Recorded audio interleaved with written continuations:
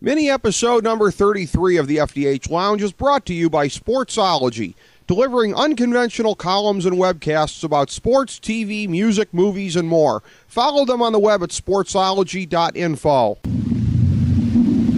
A long time ago, on a gloomy, wet Cleveland spring night, two men stand alone amidst the late-night drizzle. Their voices echo across the vacant station parking lot as they debate the merits of the great American radio show that have been missing for far too long.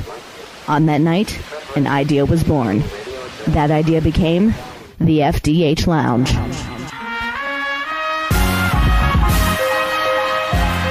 Welcome to the FDH Lounge. Welcome to mini episode number 33 of the FDH Lounge and our 9th adaptation of the FantasyDraftHelp.com Insider in this format after 7 seasons on our previous platform. This is FDH Managing Partner Rick Morris here with our NFL Week 9 version of the Insider as we deliver our lineup advice for this slate of action. First of all, since we have different platforms where this is available, we urge you to view this on our fantasy blog at fantasydrafthelp.blogspot.com because of the links we posted that precede this webcast. In particular, we have links to our Fantasy Football Draftology 2011 guide, Google News and CBSSports.com for injury news, and the NFL.com Week 9 homepage for scores and updates. Additionally, we will update there as needed with any big news during the weekend. Look on the blog for Fantasy Newsletter Volume 4, Issue 43, posted on November 5th to find the weekly fantasy newsletter with the accompanying links where this video is embedded. We've got some additional preface notes that we'll be delivering every week as well.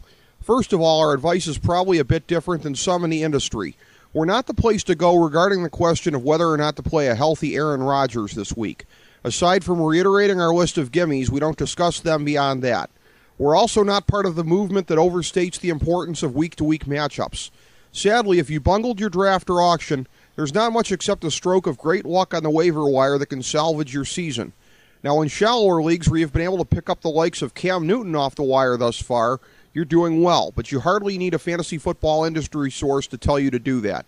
We play the percentages on giving our advice, which is all that anyone can do, even those in the industry who purport to own a crystal ball. You'll always get intellectual honesty from us. Before we get to our list of constants for the season, let's review who's already been scratched from the list. Peyton Manning and Jamal Charles.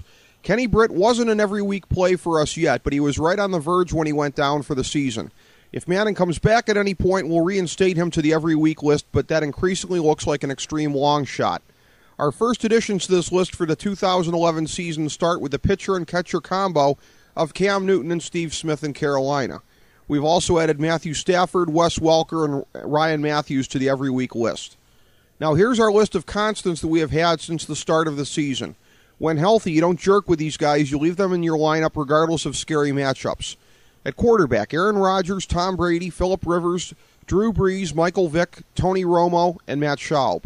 At running back, Chris Johnson, Adrian Peterson, LaShawn McCoy, Ray Rice, Mo Jones-Drew, Arian Foster, Rashard Mendenhall, Michael Turner, Darren McFadden, Matt Forte, Peyton Hillis, Ahmad Bradshaw, Frank Gore, D'Angelo Williams, Jonathan Stewart, LeGarrette Blount, and Steven Jackson.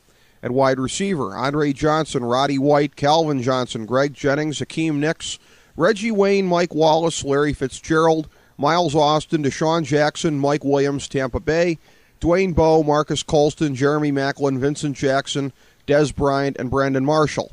At tight end, Antonio Gates, Dallas Clark, Jason Witten, Vernon Davis, and Jermichael Finley. Now, our advice is relative, and there are exceptions to every rule. As a general guide to our approach, we factor in a PPR assumption, since so many leagues have at least some component of that in their scoring system these days.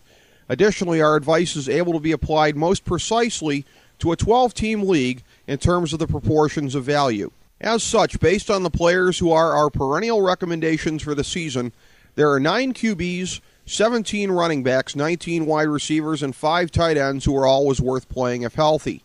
Those baseline numbers provide a useful guide into the strength of various positions from week to week. In a 12-team league, that means in an ideal week we could recommend at least 5 additional QBs, 8 additional tight ends, and approximately a dozen running backs and wide receivers, assuming that your league has a flex position. Okay, with our lengthy but necessary setup out of the way, let's get into this week's best lineup plays. Teams on the bye include Carolina, Jacksonville, Detroit, and Minnesota. At quarterback, as has been the case during the season, the depth is not bad as we can recommend 8 additional passers. Mark Sanchez, Ryan Fitzpatrick, Matt Ryan, Matt Castle, Carson Palmer, Eli Manning, Joe Flacco, and Ben Roethlisberger. At running back, the pickings are slim with only 7 additional recommendations. Fred Jackson, DeMarco Murray, Jackie Battle, Darren Sproles, Willis McGahee, Brandon Jacobs, and Michael Bush. At wide receiver, conversely, the field is outstanding with 13 additional players to recommend. Santonio Holmes, Stevie Johnson, Julio Jones, Pierre Garcon, Steve Breston, Darius Hayward-Bay, A.J. Green, Nate Washington, Brandon Lloyd, Victor Cruz, Mario Manningham, Antonio Brown, and Anquan Bolden. Tight end is not too great with only 6 additional recommendations. Dustin Keller, Owen Daniels, Tony Gonzalez, Jimmy Graham, Rob Gronkowski, and Brent Selleck. We like to single out some players as stronger options each week, so here's our top 5 in no particular order. Eli Manning, Darren Sproles, DeMarco Murray, Brandon Jacobs, and Santonio Holmes. Additionally, each week we take a look at NFL teams we consider to be all in or all out. All in constitutes recommendations at the full range of QB, RB1, WR1, WR2, and tight end. All out teams have only their perennial recommendations to go on every week with no marginal players suggested. Our all-in recommendations are the New York Jets, Dallas, Atlanta, and Philadelphia. There are 6 all-out plays this week: Seattle, Cleveland, Tampa Bay, San Francisco, San Diego, and Chicago. So there's your recommendations for NFL Week 9. We welcome any questions, and we may answer them here from week to week. Become a friend of FantasyDraftHelp.com on Facebook or hit us up on Twitter, where our identity is the FDH Lounge with no spaces and the T, F, D, H, and L capitalized.